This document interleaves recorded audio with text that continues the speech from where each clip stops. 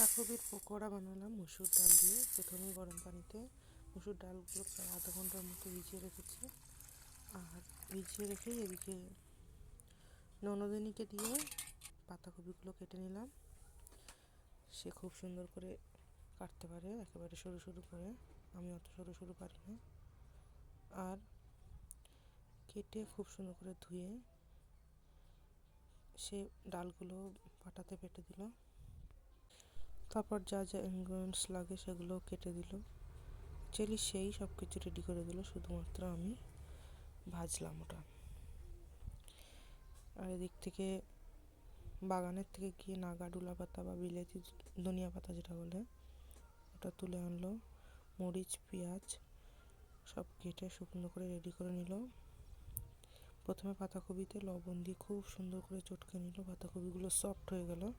তারপরে সমস্ত ইনগ্রিডিয়েন্টস একে একে দিয়ে ডাল বাটা দিয়ে খুব সুন্দর করে মাখিয়ে নিয়ে 2-3 মিনিট মতো রেস্টে রেখেই ভেজে নিলে হয়ে যাবে। কড়াইতে তেল দিয়ে একে একে দিয়ে দিলাম। এপিট ওপিট করে ভেজে নিয়েই পরিবেশন করলেই রেডি হয়ে যাবে আজকের পাতাকপি মসুর ডালের পকোড়া। ভিডিওটি যদি কোনো অংশে ভালো লাগে থাকে প্লিজ লাইক, কমেন্ট, সাবস্ক্রাইব করে সাপোর্ট করবেন, পাশে থাকবেন।